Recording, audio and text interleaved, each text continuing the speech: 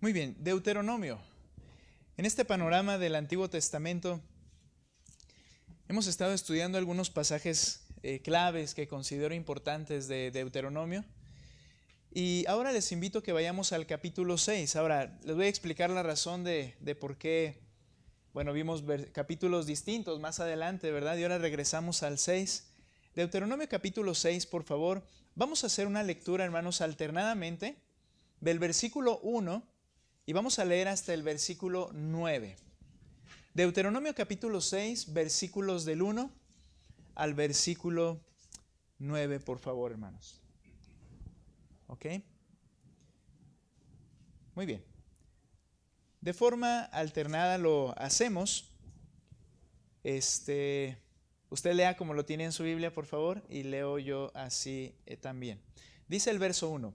Estos pues son los mandamientos, los estatutos y los decretos que el Señor su Dios me ha mandado que les enseñe, para que los cumplan en la tierra que van a poseer. Ok, juntos el 2, como lo tienen ahí en su Biblia. Dice: para que temas a Jehová tu Dios, guardando todos sus estatutos y sus mandamientos que yo te mando, tú, tu hijo y el hijo de tu hijo, todos los días de tu vida, para que tus días sean prolongados. Ok, para ayudar un poquito a los que nos están poniendo los textos, vamos a usar nada más la versión de la Biblia de las Américas, ¿de acuerdo? Ok, voy al verso 3. Muy bien, verso 3, y me ayudan a leer aquí al frente cuando les toque, hermanos.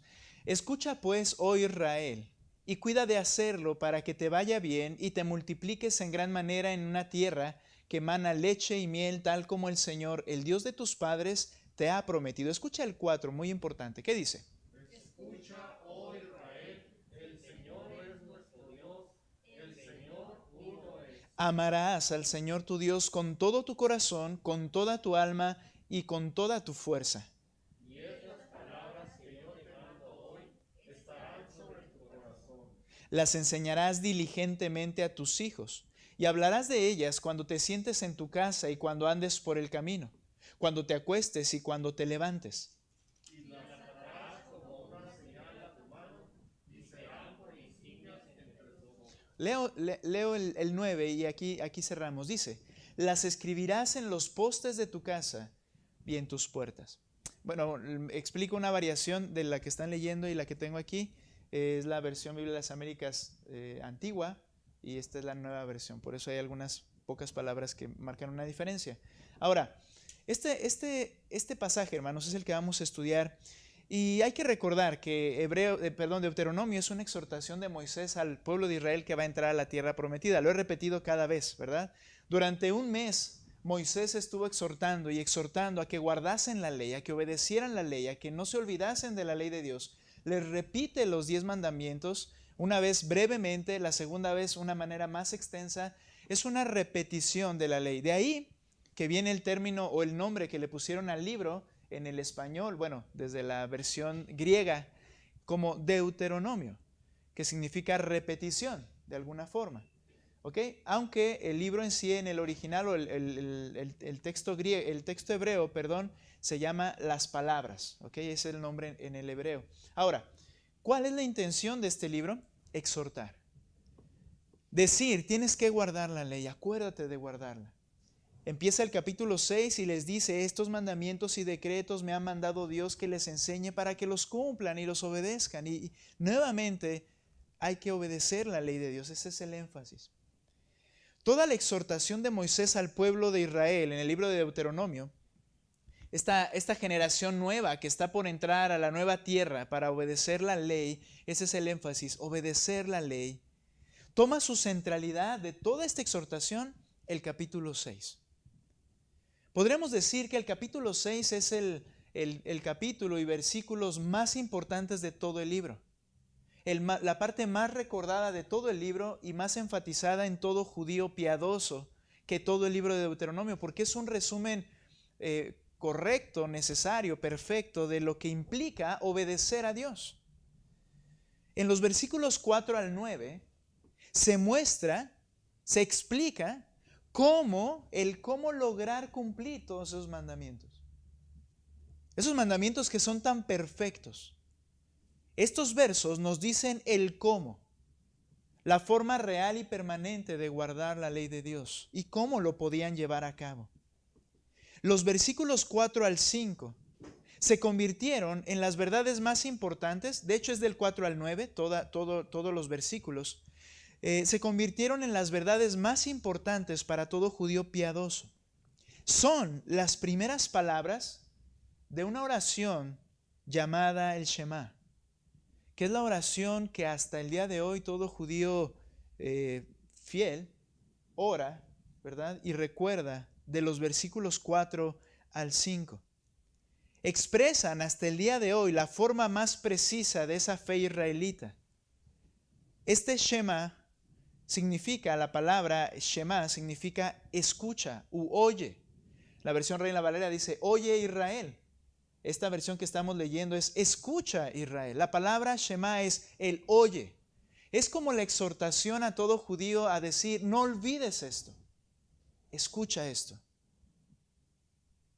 Oye Israel, escucha Israel. El Señor es nuestro Dios. El Señor uno es. Amarás al Señor tu Dios con todo tu corazón, con toda tu alma y con toda tu fuerza. Es un texto central de todo el libro. Y la clave que el pueblo de Dios debía llevar a cabo para cumplir el pacto de Dios. Así tanto ellos como sus hijos, para que pudieran alcanzar la bendición que el Señor les quería dar y que les había prometido en el pacto. En el ahora en la iglesia del Señor, en nuestro momento ahora, yo estoy seguro que también cada uno de los creyentes, el pueblo de Dios, anhela las bendiciones temporales y eternas de Dios. Yo anhelo sus bendiciones. Yo sé que toda bendición, dice todas sus bondades, toda buena dádiva, desciende de lo alto del Padre de las luces y las anhelamos tanto las temporales como las futuras y eternas. Porque todas esas son nuestro gran deseo. Ahora, esas buenas dádivas que son entregadas por medio de la gracia. Pero hay algo aquí, no solo para nosotros, sino que yo creo que existe un genuino y común deseo de que nuestra descendencia también puede experimentar la gracia que nosotros los creyentes hemos experimentado. Una parte importante de las oraciones, cuando estamos sobre todo con casados, es los hijos. Queremos que ellos reciban, que ellos puedan experimentar las bendiciones del Señor. No solo nosotros, sino ellos también. Ahora, yo creo que ese es el anhelo de todo padre que ha creído en el Señor Jesucristo, que su hijo siga al Señor un día, que le ame. Ese es mi anhelo también con mis hijos. Hoy hablaremos, hereda tu amor por Dios. Hereda tu amor por Dios. Ahora, si bien ya sabemos y entendemos que mi fe y mi amor no se pueden pasar solamente porque nació mi hijo, no funciona de esa manera. Al tocar este tema, quiero que podamos entender, y he entendido, ¿verdad?, a la luz de este pasaje, cómo nosotros podemos impactar la vida de nuestros descendientes. Para bien, aunque para mal también lo podemos hacer. Hereda tu amor por Dios. Esta frase, este Shema, del versículo 4 al versículo 9, nos enseña 3 principios importantes que debemos comprender para obedecer al Señor y para impactar a nuestros hijos. En primer lugar, para heredar nuestro amor por Dios, tenemos que entender nuestra relación y la identidad de Dios. Nuestra relación y la identidad de Dios. Nota por favor versículo 4. Escucha, oh Israel. No olvides esto. El Señor es nuestro Dios. Jehová, Yahweh, es nuestro Dios. Y luego ese mismo texto dice, Jehová es nuestro Dios y el Señor uno es. ¿Cuál es nuestra relación con ese Dios? Dice esta oración, Él es nuestro Dios. Expresa en este verso la confianza del pueblo que tenían en una relación con el único Dios omnipotente. Además, en las religiones antiguas y de las que estaban rodeados los israelitas, a diferencia de esos dioses paganos, esos dioses eran considerados caprichosos. Si no olvidas, ¿recuerdas a Balaam? ¿Recuerdas que él clamaba y quería hacer que Dios se retractara y maldijera a un pueblo? Y Dios le dijo, no lo puedo maldecir porque bendito es. La idea de Balaam era la idea de todos los falsos dioses que tenían la gente, ¿verdad? Que ellos eran caprichosos. Que si había un dios más fuerte podía hacer que él convenciera a los dioses de esos pueblos y entonces destruir a esos pueblos. La intención de Balaam era convencer a Dios de que destruyera a su propio pueblo. Esa era la idea que se tenía de los dioses que rodeaban a esas naciones en las que estaba la tierra donde llegaron ellos, Canaán. Dioses caprichosos.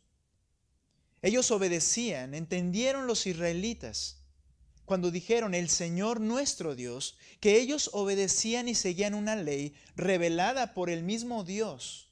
Una ley que no era caprichosa, sino que era consistente, clara, específica, sabia.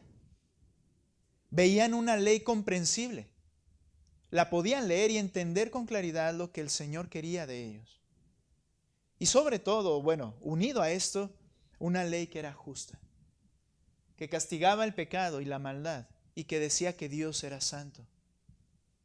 Ellos podían ver que su relación con ese Dios, con el Dios único y perfecto, era especial y le llamaban, Él es nuestro Dios. Ahora, nosotros como creyentes en el ahora, debemos entender nuestra relación. Hermanos, ¿para qué nos fue dejada la revelación, que es la palabra de Dios? La revelación específica. ¿Has escuchado esos dos términos? Revelación especial y revelación general de Dios. Teológicamente, o los teólogos, ¿verdad?, llaman revelación general a todo lo que las personas pueden ver sin importar si creen o no en el Señor. ¿Qué es esto? La naturaleza, el cosmos, el universo, todo lo que se puede palpar. Eso se le llama revelación general. ¿Por qué? Porque eso muestra que hay un Dios y que ese Dios existe y que es poderoso y sabio. Pero la revelación especial de Dios, hermanos, no es porque sea en un sentido más revelación que la otra, o no es porque sea en un sentido, ¿cómo la podríamos llamar? No sé. Cuando decimos especial, mejor, ¿cómo sí la podemos llamar? Cuando decimos especial es porque fue dirigida a un grupo en particular. No fue dirigida a todo el mundo. De hecho, muchos nunca la han conocido en realidad y murieron sin conocer la revelación especial o particular de Dios. Es especial porque son las palabras de Dios al grupo al que Él se quiso revelar, su pueblo. Nosotros deberíamos poder afirmar que el Todopoderoso es nuestro Dios y que tenemos una relación real y personal con Él y que le conocemos a través de su palabra y que el Espíritu Santo mora ahora dentro de nosotros. Es una relación inquebrantable por los méritos de Cristo a favor nuestro. ¿Recuerdas cómo dijo el Señor que los creyentes podían y debían orar? Mateo 6:9. Padre nuestro que estás en los cielos. Hay una relación inquebrantable. Puedo conocerle y Él me conoce. Puedo saber su voluntad y Él también conduce mi vida. Y le llama Padre nuestro. Somos hijos de Dios, dice también en Juan en el capítulo 1. Hemos sido adoptados como sus hijos. Aquellos que hemos recibido el Evangelio y creído el Evangelio, somos llamados hijos de Dios. El pueblo de Israel decía, Jehová es nuestro Dios. La iglesia puede decir que el Todopoderoso es mi Padre y mi Dios. Ahora, ¿de qué manera esto debe afectar? Nos ayuda a entender que tenemos una relación fiel e íntima en el aquí y en el ahora. Acompáñame un texto, por favor. Primera Tesalonicenses, capítulo 3, versículo 11. Primera Tesalonicenses 3, 11. Es una relación íntima, una relación fiel. Él no nos va a traicionar. Ellos lo entendieron y decían, Jehová es nuestro Dios. No es un Dios caprichoso. Por favor, Primera Tesalonicenses 3, 11. Sígame ahí con su vista. Mire lo que dice. Ahora pues, que el mismo Dios y Padre nuestro y Jesús nuestro Señor dirijan nuestro camino a ustedes. Pablo escribe esto con una suma confianza. ¿Quién es el que le conducía a cada paso? El Dios nuestro, le llama así. Le llama también Padre nuestro. Jesús nuestro Señor es el que nos conduce. Tenemos una relación especial, una relación íntima en el aquí y en el ahora. Podemos decir como Israel, oye iglesia, el Señor es nuestro Dios. Ahora, esta frase también nos muestra nuestra identidad con Dios, pero también nos muestra quién es Dios, nuestra relación con Dios, y también la identidad de Dios. Dice, el Señor es nuestro Dios, el Señor uno es. Esta frase tiene dos interpretaciones válidas. La primera habla de la unicidad de Dios, es decir, que Él es invariable. ¿Sabes por qué afirmaban y creían que estos dioses eran tan caprichosos y cambiantes? Porque decían que no había un solo Baal, sino muchos Baales. Si tú ves un poquito de la cultura de aquel tiempo, cada nación tenía una especie de Baal. Era el mismo Dios, pero tenía características diferentes. Entonces se tenía una idea de que esos dioses eran múltiples. Y por tanto tenían esos cambios, ¿verdad? A veces te ayudaban y a veces otro te iba a maldecir, porque eran muchos de esos tipos de dioses. Cuando dice aquí el Señor uno es, primero habla de la unicidad de Dios. Él es invariable. Él es perfecto en carácter y obra. También habla de que Dios es el único Dios digno de adoración. El Señor uno es. Alguien decía, hermanos, que este pasaje, aunque hable de la unicidad de Dios, no elimina la Trinidad. Y es interesante en este texto. ¿Por qué? Porque nosotros decimos que es Dios Padre, Hijo y Espíritu Santo. Y este texto no lo niega. Porque el término Dios es un plural, Elohim. Elohim es un plural que se le llama plural majestático. Que por lo grande e inmenso, como cuando se habla de los mares o los cielos, cuando se habla de Dios en ese plural, muestra que hay hay más de una persona en un sentido. Pero al decir que es uno es, habla entonces de que esos tienen un mismo carácter. El Padre no va contra el Hijo no va contra el Espíritu no va contra el Padre. Dice que son una misma voluntad, una misma esencia, un mismo sentir, un mismo poder. Uno es nuestro Dios. Ahora, habla de unicidad de Dios, pero también quiere decir esta frase, el Señor uno es, que no hay otro Dios como el nuestro. Esta frase también se puede interpretar, y ambas interpretaciones son válidas y son bíblicas, que aunque hay muchos dioses, ninguno se parece al nuestro. Ya hemos hablado, hermanos, cómo nuestros corazones son hábiles para crearnos dioses de manera tan fácil. Aquellas cosas que nos atraen, que nos cautivan, que nos gustan, que nos enamoran, que nos hacen estar pensando en ellas, se convierten en nuestros dioses. Confiamos en muchas cosas a veces, pero lo que dice esta frase es que Él es el mismo y que Él es único. Y no hay otro Dios tan poderoso como Él. ¿Esto a qué nos conduce? Esto nos debe conducir al temor y adoración correctos a nuestro Dios. Entender que nuestro Dios es uno. Mira lo que dice 1 Timoteo 1:17, por favor.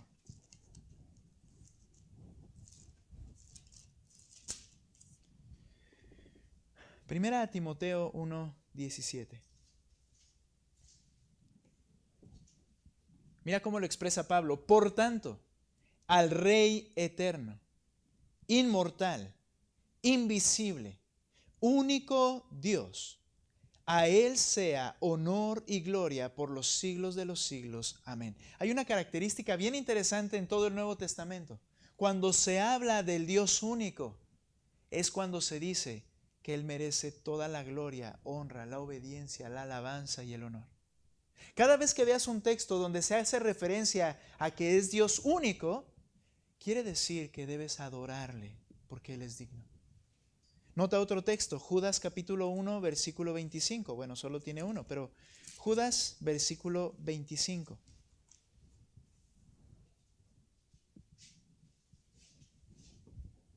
Interesante que está hablando el hermano de Jesucristo en la carne, aquel que le rechazó y no creía en Él, pero después creyó en Él y entendió quién era, entendió su relación y la identidad de ese Jesús. Y dice el verso 25, al único Dios, nuestro Salvador, por medio de Jesucristo, nuestro Señor.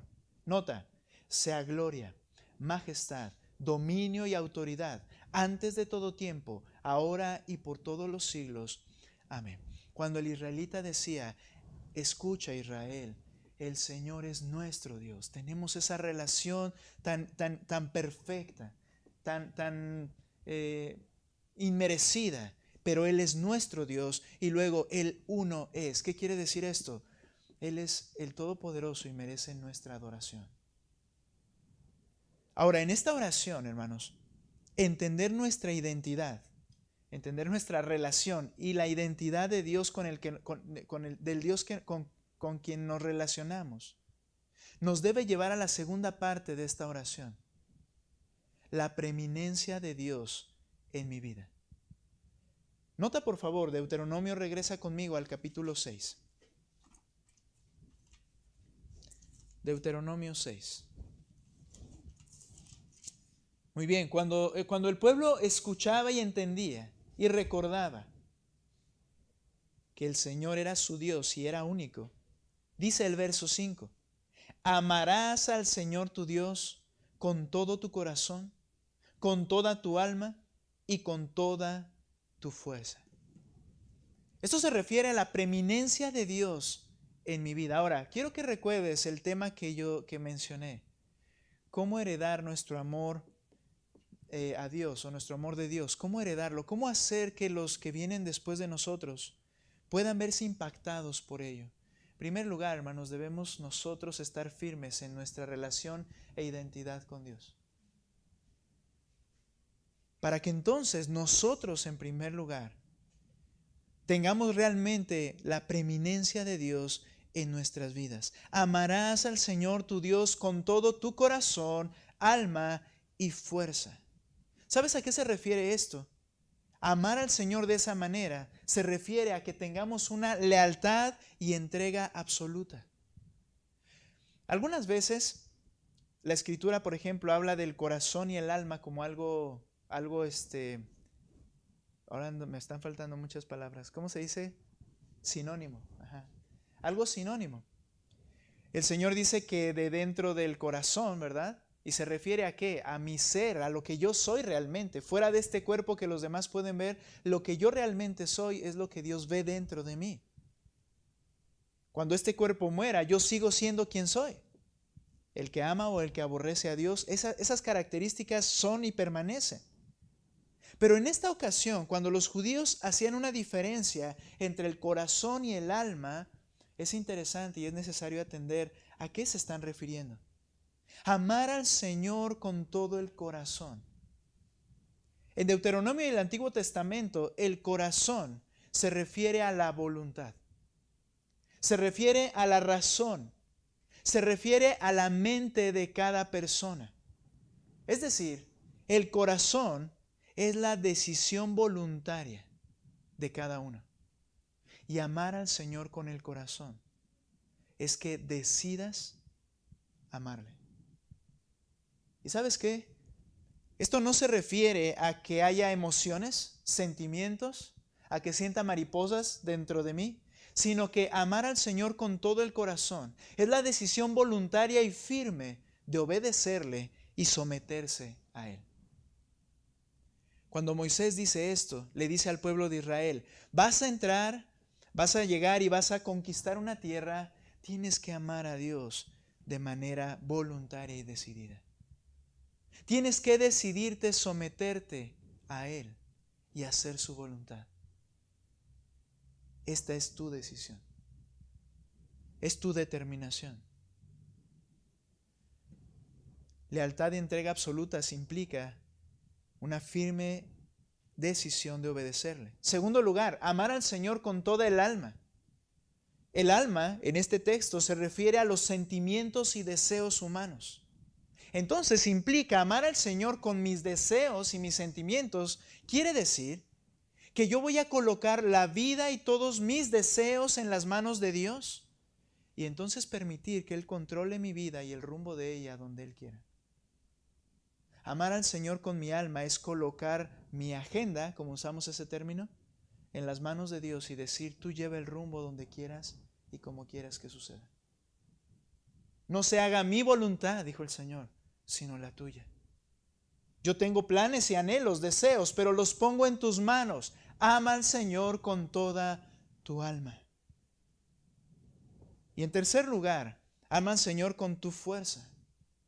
Y esto no se refiere particularmente al cuerpo, no, a las fuerzas del cuerpo. Esta palabra fuerza se refiere a los deseos intensos. Aquellas cosas que yo, a las que dedico mi atención, toda mi diligencia, ese intenso deseo. Amar al Señor con toda tu fuerza es la profunda dedicación que una persona demuestra en su relación personal con Dios.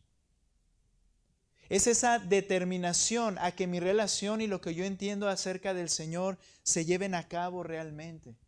Es ese anhelo de estar y hacer lo que Él dice. Es hacerlo con todo mi intenso deseo que hay en mí, enfocado a mi relación personal con Dios.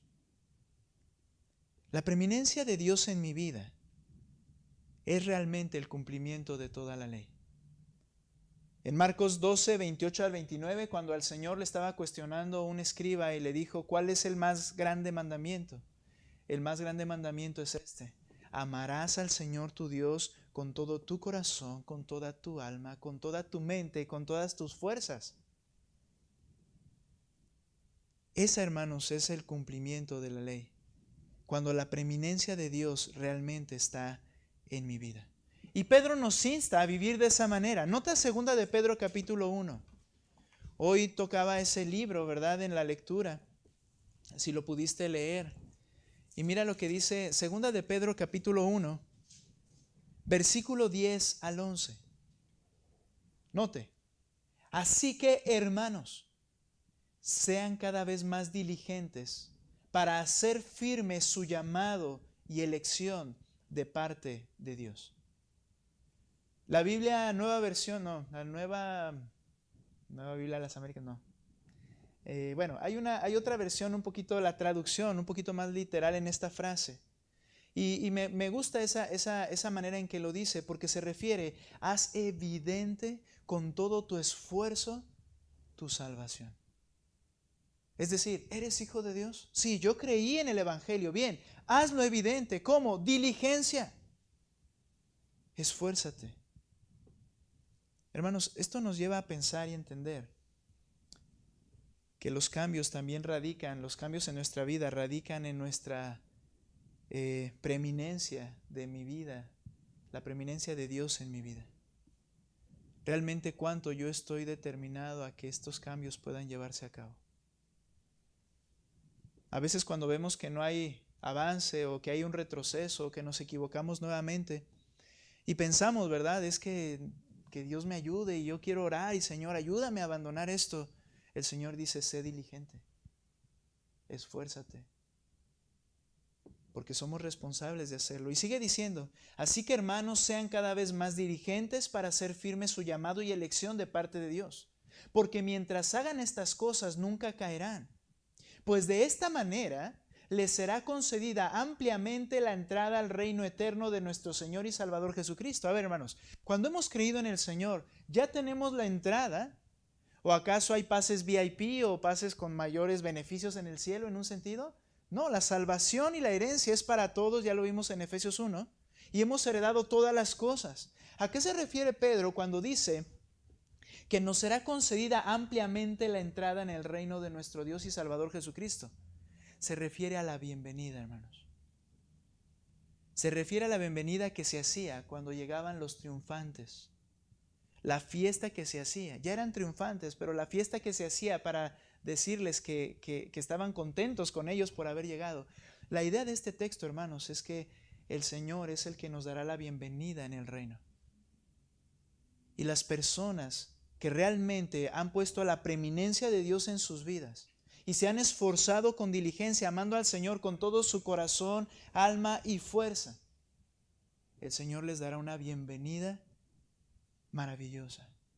Y sabes, creo que sí será así, porque la misma Escritura dice, mira, el que hable de estas cosas y las enseñe, pero no las practique, muy pequeño será llamado en el reino de los cielos.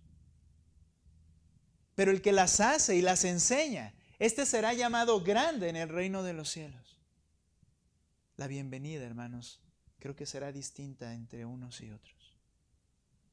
Y créame, no es porque, él predica, le van a decir, bienvenido. Recuerda, decimos y no hacemos. Y la bienvenida será un poquito como, adelante, te amo, hijo, yo te salvé. Bienvenido, eres mi hijo, pasa.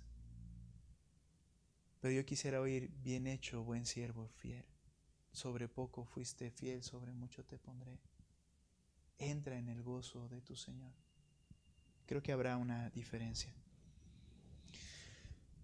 Entonces, esta oración nos enseña mi relación con Dios y el Dios único que tengo, la preeminencia de Dios en mi vida, amándolo con todo mi corazón, alma y fuerza.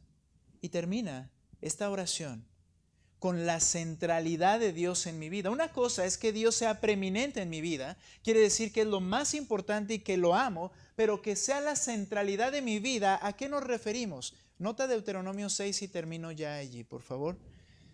Solo leeré un texto más en Colosenses. Pero mira lo que dice Deuteronomio capítulo 6, por favor. Versículo 6. ¿A qué nos referimos con que haya centralidad de Dios en mi vida? Estas palabras que yo te mando hoy estarán sobre tu corazón. ¿Sabes a qué se refiere? Memorizar. No olvidar. No olvidar intelectualmente. ¿Recuerdas, como veíamos hace un momento, que el corazón se refiere a la mente de cada persona? A la razón, a la decisión firme. Bien, que mi palabra esté en tu mente. Que la recuerdes. Que la memorices. Estas palabras que yo te mando hoy estarán sobre tu corazón. Y entonces, al estar en mi mente, verso 7, las enseñarás diligentemente a tus hijos. Y hablarás de ellas cuando te sientes en tu casa y cuando andes por el camino. No solamente van a ser memorizadas, sino que deben ser enseñadas con diligencia a nuestros hijos. Heredar la fe, heredar el amor a Dios más bien, como estamos llamando aquí, implica, en primer lugar, que ellos vean en mí un amor genuino al Señor, pero que yo lo guarde en mi mente y yo se las pueda transmitir. ¿Sabes? Esta enseñanza no era en una habitación con un pizarrón y una maestra. Dice que diligentemente a sus hijos, y cuando vemos más adelante, esa enseñanza era en cada momento. Cuando viene cualquier circunstancia en la vida, es decirle lo que Dios dice a mis hijos acerca de ello. En el Nuevo Testamento dice la palabra de Dios que debemos guiar y conducir a nuestros hijos en la disciplina y amonestación del Señor. ¿Qué quiere decir esto? Enséñales con diligencia lo que Dios está diciendo. Nada más que aquí llega una cuestión, hermanos, que es contradictoria. Cuando enseñamos algo que yo no estoy viviendo, se va a convertir en una bomba de tiempo en el corazón de mis hijos. Porque ellos no lo ven y escuchan que así debe ser. Y como ya hemos dicho, les podemos estar enseñando hipocresía. ¿Tú crees que ellos no saben que tienen padres imperfectos? Intentar parecer que somos perfectos, hermanos, solamente es enseñarles a mentir. Y creo que en ese sentido, en un punto, debemos reconocer también delante de ellos nuestros pecados y nuestras faltas. Y luego dice, deben ser enseñadas con diligencia. Mira lo que sigue diciendo el versículo 7, las enseñarás diligentemente a tus hijos y luego hablarás de ellas cuando te sientes en tu casa y cuando andes por el camino, cuando te acuestes y cuando te levantes. Enseñar con diligencia, pero también proclamarlas. Dice que donde vayas en la calle y donde estés hablando de ello. Hermanos, no creo, bueno, es quizá muy particular a algunas situaciones concretas de cada persona. No creo que tienes que llevar un megáfono en un sentido y caminando por cada calle y gritando lo que tú conoces. Pero creo que lo que sí se refiere de manera real y particular, aunque eso también se puede hacer, es que en cada conversación y en cada circunstancia tú puedas expresar lo que Dios dice al respecto. Puedas hablar de ello. La gente escucha, la gente te ve y la gente sabe. ¿Sabes? A veces nos detenemos y es muy común decir, bueno, ya no les voy a hablar, ahora solamente mi testimonio. Eso es bueno, pero dice el Señor, habla y no calles. Diles, expresa la verdad. Memorizadas, enseñadas a los hijos, proclamadas en donde quiera que sea. Y mira luego lo que dice el versículo 8. Las atarás como una señal a tu mano y serán por insignias entre tus ojos. Las escribirás en los postes de tu casa y en tus puertas. Esto se les llama, los judíos le llamaron las filacterias. Después de haber estado en el exilio, en Babilonia, y regresar. Y este pasaje, como se convirtió central en la fe de los judíos, decía aquí, bueno, van a estar como señal en tu mano, señal, insignias entre tus ojos.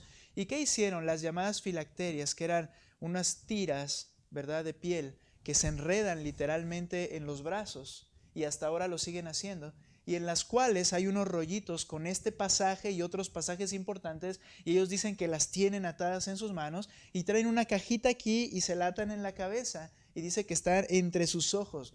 Lo hicieron de manera literal, pero ¿a qué se refería? A que la ley de Dios debe ser recordada de forma concreta.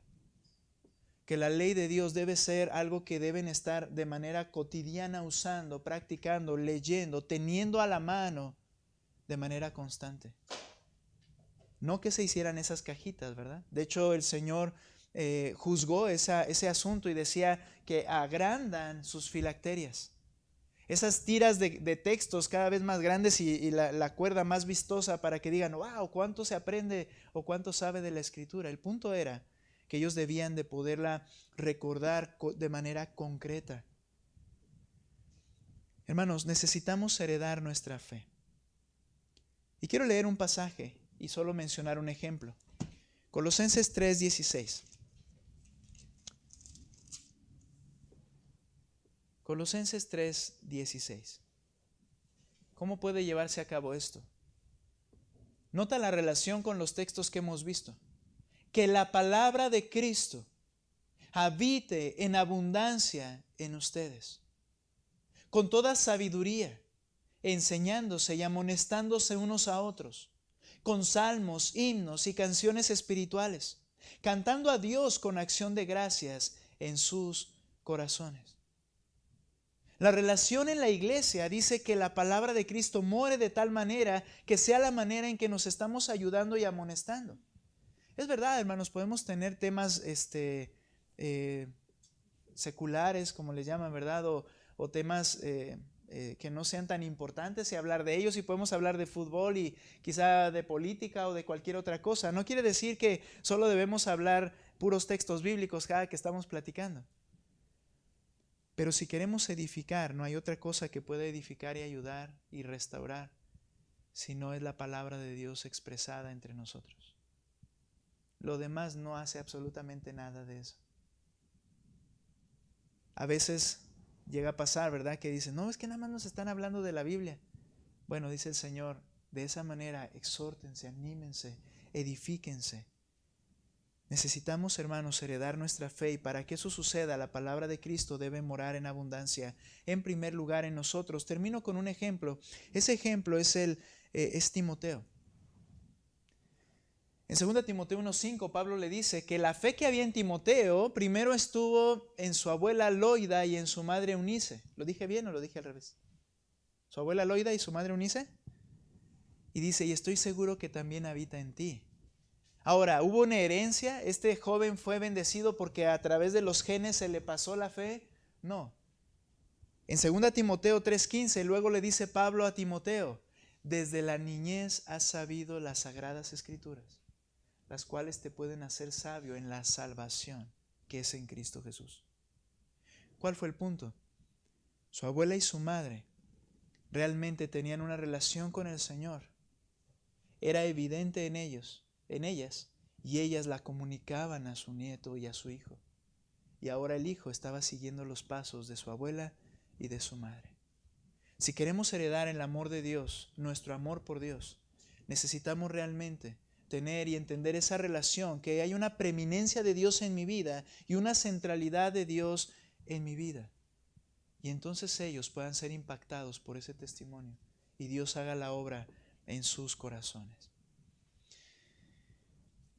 Yo no puedo garantizar que mi hija y mi hijo seguirán los caminos del Señor, pero sí puedo garantizar que nuestro testimonio les afectará o será un aliciente y motivador para la fe de ellos. Vamos a hacer una oración y terminamos. Señor, te agradecemos, Padre, por esta oportunidad. Señor, gracias porque tú te has dado a conocer a nosotros de manera personal, real. Tenemos tu revelación en nuestras manos. Te conocemos, nos conoces. Señor, te ruego, Padre, que para nosotros, en primer lugar, los cabezas de hogar, los padres, las mamás, tú seas, Señor, y te coloques en el lugar que debe ser colocado en nuestros corazones. Señor, anhelamos que nuestros hijos te sigan, pero primero necesitamos nosotros tener realmente, Señor, que tú tengas preeminencia en nosotros y que estemos centrados en ti, Señor. Ayuda, por favor, a mis hijos. Solo tú sabes, Padre, sus corazones. Yo te ruego, Padre, que tú les atraigas hacia ti. Y que aun a pesar o a favor de mi testimonio, tú les atraigas, Señor. Y que tú, Señor, siembres ese deseo y anhelo en sus corazones. Pero ayúdame a que cada vez más, Señor, pueda impactar e influir la vida de ellos para bien y para amor a ti, Señor. Dámonos de tu gracia, requerimos tu gracia, Señor. Bendice a la iglesia, obra en cada hermano, Señor, aquellos que no podemos ver ahora. Y te ruego por este tiempo de oración que tú, Señor, seas exaltado en nuestra confianza a ti. En el nombre de Cristo Jesús. Amén.